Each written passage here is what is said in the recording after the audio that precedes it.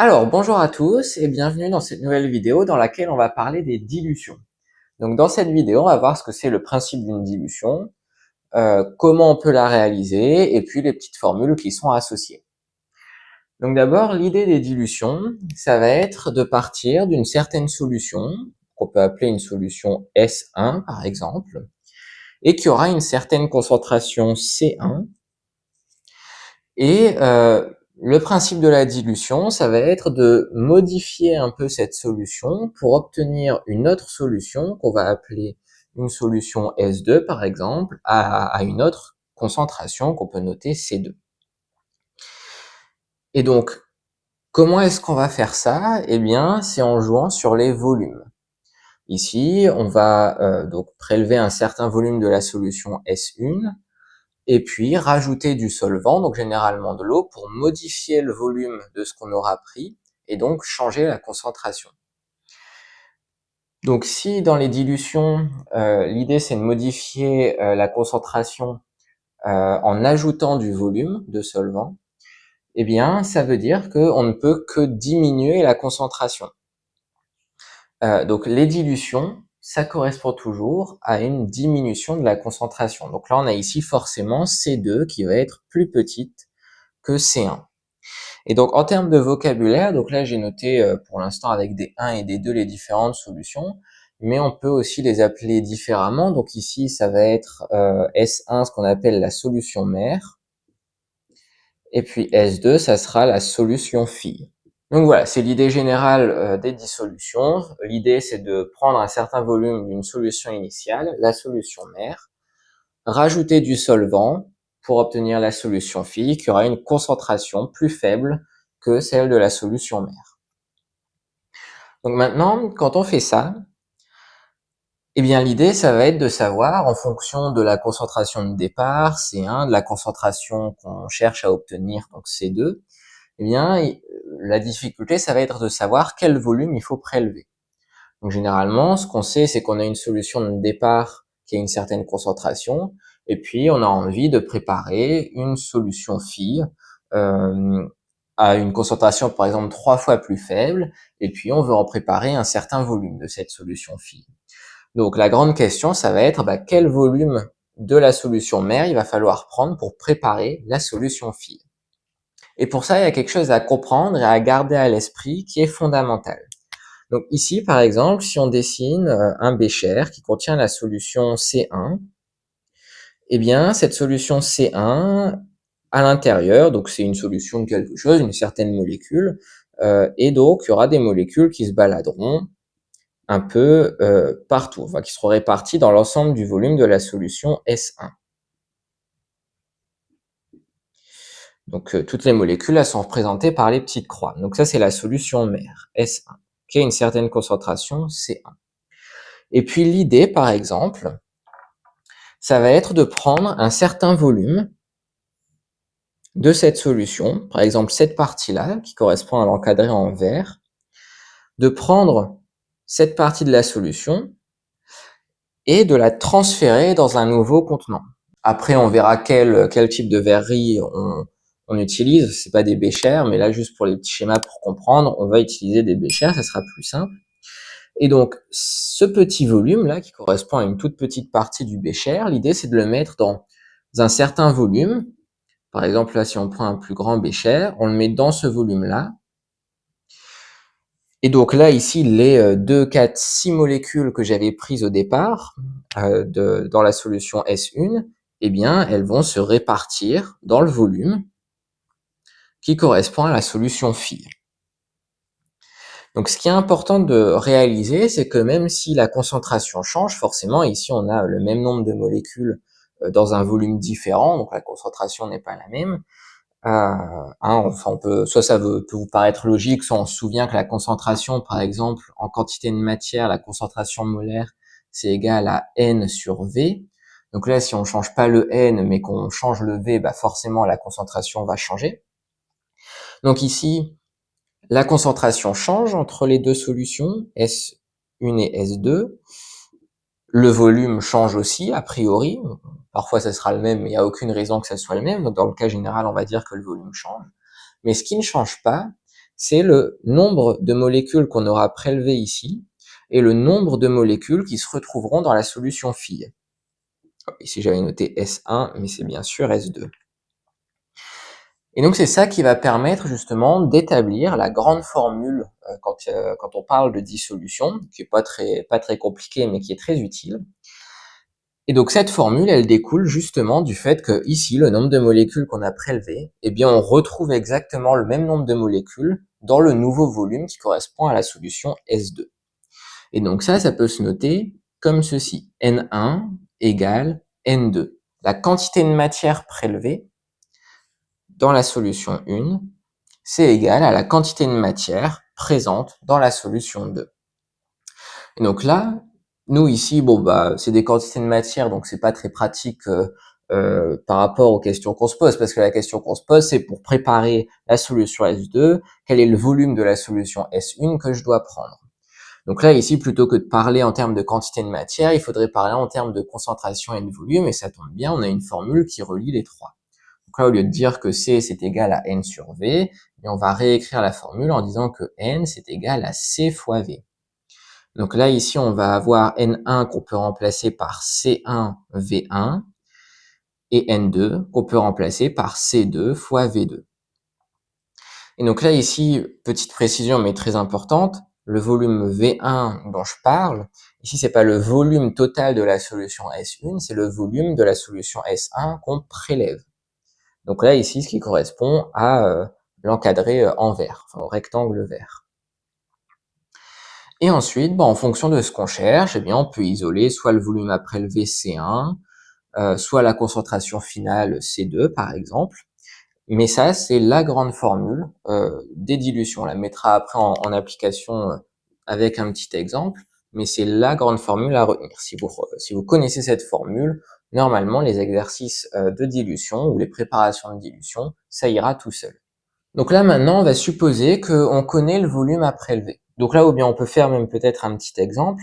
Ici, admettons, on va prendre une solution S1, donc qui a pour concentration 1,010-2 mol par litre.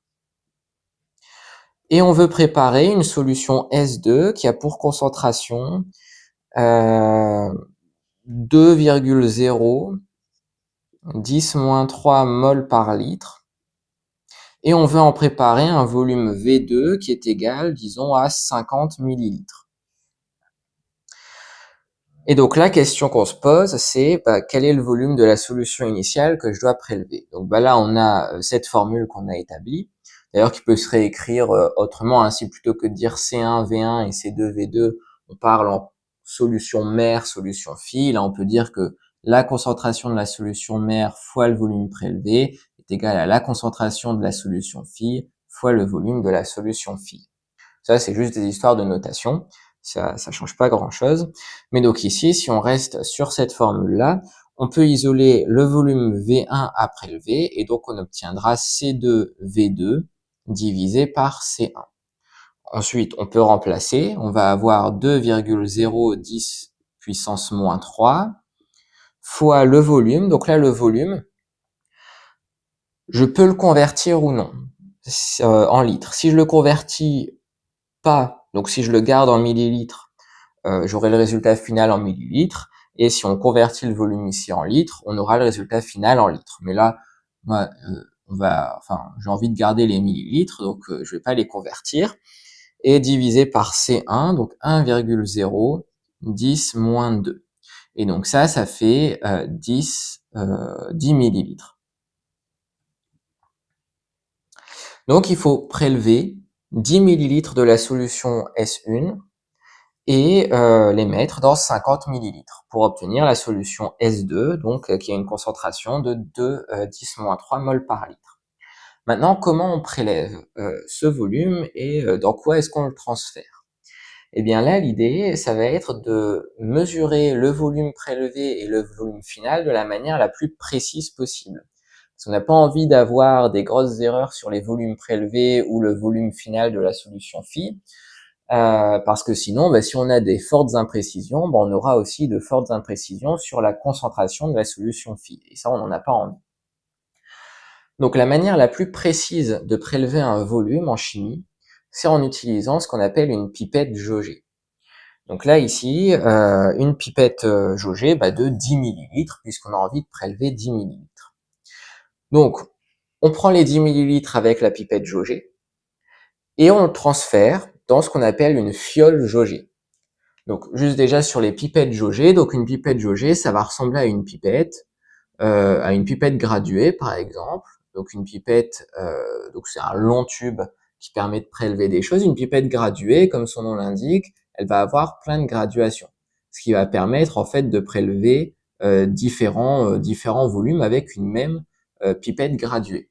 Tandis qu'une pipette jaugée, elle va avoir un seul trait qui va indiquer un volume. Et ce trait-là, il correspondra au volume de la pipette. Donc si on a une pipette jaugée de 10 millilitres, le trait il sera au niveau des 10 millilitres. Et cette pipette jaugée, de ce fait-là, elle est vraiment spécialisée pour prélever ce volume précis.